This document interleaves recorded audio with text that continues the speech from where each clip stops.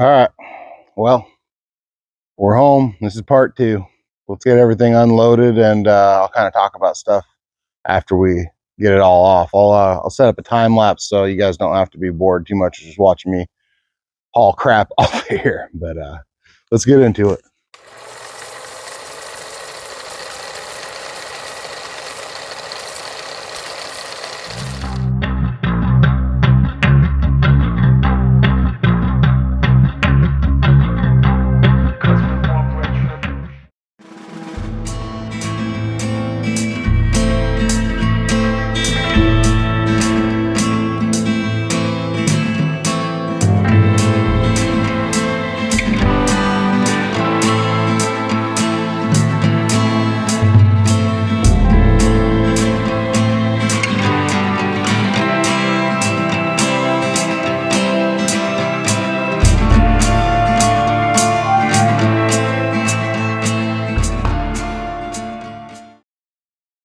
Here's our 1937 GMC pickup chassis.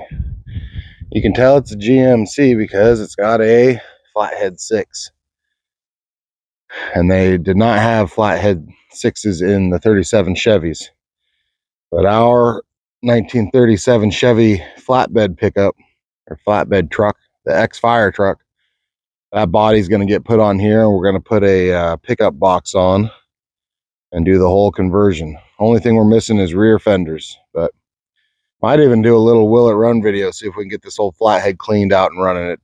It's been exposed to the elements. It's full of crap, so we're going to take the head off and clean it up a little bit, but I think we might be able to get the thing running. They're kind of notorious for surviving, so we'll give that a shot. Well, there we kind of have it. 32 Ford frame rails for the 30 Roadster that we're building. Not the one we're currently building, the Model A Roadster that's coming up next on the channel after that one. Got a really nice 56 Mercury dash, column, front bumper grill thing that they conglomerate, headlight buckets. Got a steering wheel, rear view mirror, hood ornaments, dash wings, all the associated bracketry. So that's really going to help us with that car, getting it back together. It's even the right color, so that's great. 33 Dodge big truck grill. I might be able to have this kind of save my bacon because the hood I'm running on the 33 Dodge is a big truck hood, so it doesn't have the swoops for the fenders because we're going fenderless. It'll make for a really cool look all the way down to the side, but it doesn't match the current 33 Dodge grill shell because there's a difference in depth. This one's deeper, so I'm hoping that they will match up and that'll kind of solve my problem. I'll just have to finish it, put a chin on it and everything. 35 Chevy Master shell. Got a really nice free tire balancer. I don't know if it's really nice, but I got a free tire balancer, and free's really nice. It needs a motor. It's a Ranger. I'm hoping that everything else works on it, and I just put a motor in it, and I got a nice tire balancer, wheel balancer. One of the things I was picking up was my 33 Dodge rumble seat lid that I had loaned Scott. It needs a bunch of repairs. We'll do that on the channel. And then he had scored me a 3334 roll-up rear window mechanism for the Dodge. Kind of rarer than hen's teeth, and really a cool score because that rumble seat car would have had a roll-up rear window. And it's tough when you're missing hard-to-get parts. But yeah, it was awesome. 37 Packard tranny. That's the good tranny. That one's like a LaSalle. That's going in the 33 Dodge behind the old 303. 50 old 303 we're putting in there. I'm gonna have to come up with my own adapter, probably have to make something or have something made, but I mean that's hot rodding, you know, like 37 Packard trannies. There's articles about it, you know, in the 50s in Hot Rod magazine, so if you don't believe me, look it up. Great hood ornaments for the Mercury steering wheel. I mean, like, it was such a good trip, and Scott got a bunch of stuff he needed, and it really worked out, mutually beneficial. It was a long day though, and that's why my last video was under 5 minutes. Is I shot what I could shoot throughout the day. I mean, I left at 3:30 in the morning. I got back at 2 a.m. the next morning. You know, I would have liked to have been able to hang out with Scott a little bit and see more of his property. I think we're probably going to do some more videos on his property coming up. But yeah, it was a long day. But let's get this stuff put away, and we got a banjo rear end to go pick up.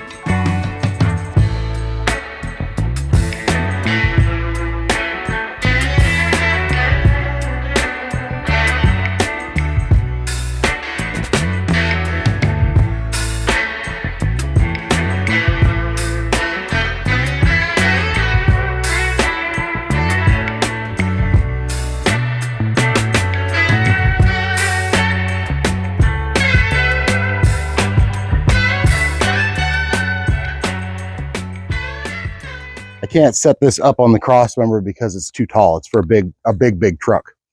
But what I was trying to figure out here is if how much deeper it is will allow this hood to work, because this hood is about 1.5 inches shorter than the car hood would have been. That won't really matter that much for our build because we're using an Olds V8. It's a lot shorter than the straight 8 this thing probably had, or straight 6. I think the depth of it's actually going to work great. I'm going to have to take these rivets off.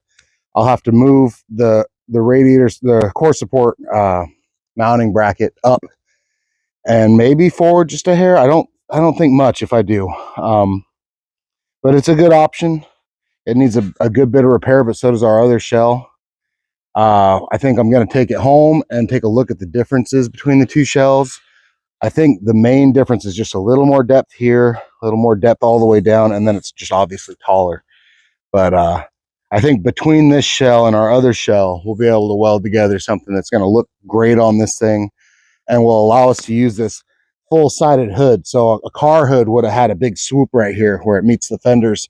We're going fenderless on this though, so I think it'd be really cool to run a longer hood, you know, that goes all the way down. But that's where we're at.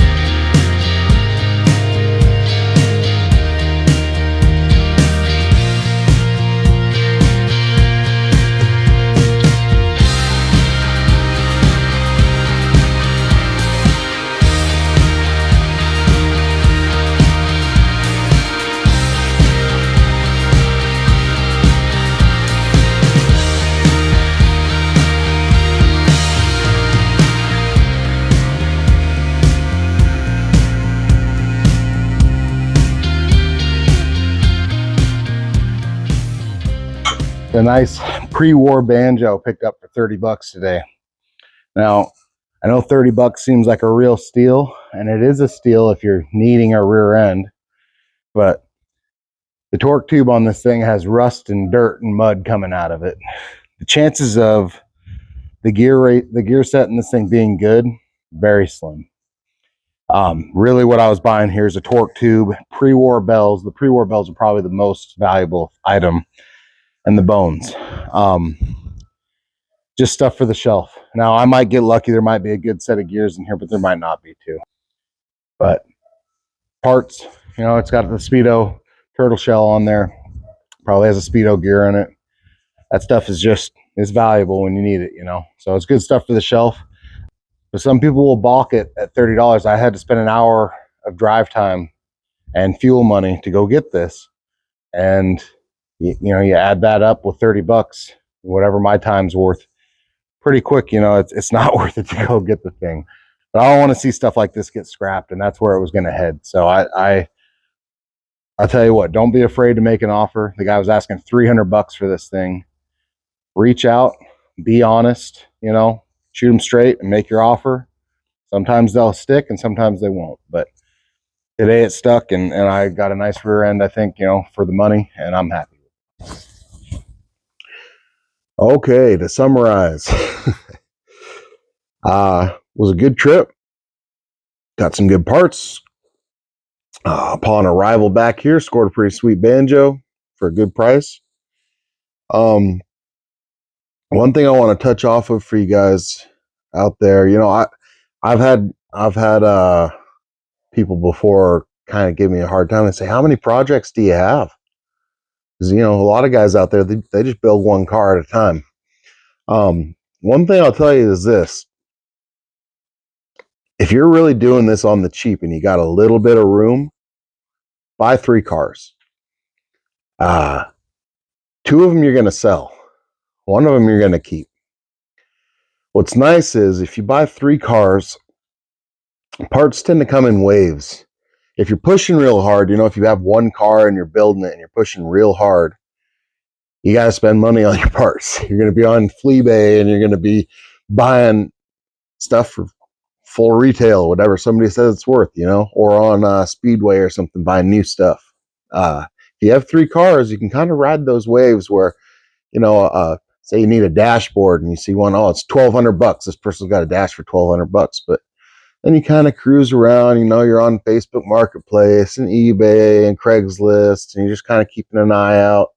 And in the background of that picture, oh, there's guys got a bunch of crap listed, you know, and it's like, well, make me an offer. And in the background, you see that dash you needed. And you hit him up and you say, hey, how about 50 bucks for that old dash over there? Sure. Or he says, how about 75? You go, okay. You know, and that's how you end up scoring all your parts and getting them for a reasonable price where you know, the average person out there who's not rich can do this. And I'm not rich, by the way.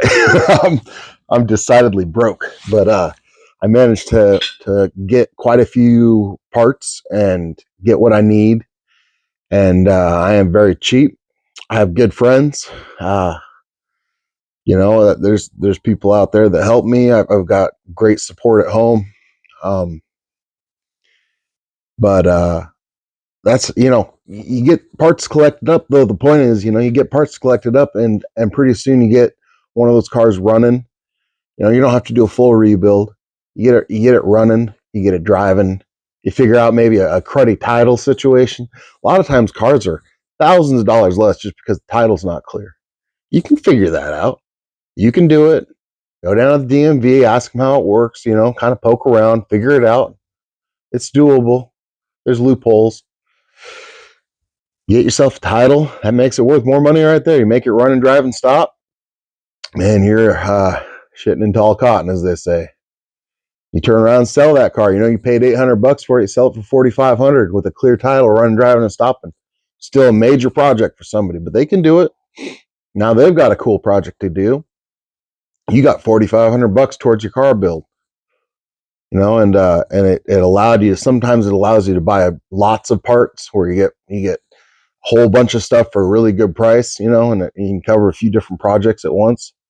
But this is doable on the cheap, but I would recommend having more than one iron in the fire at a time. Otherwise, you're just kind of sitting around looking for that one part, and you go kind of stir crazy and end up spending more money than you should looking for that one part.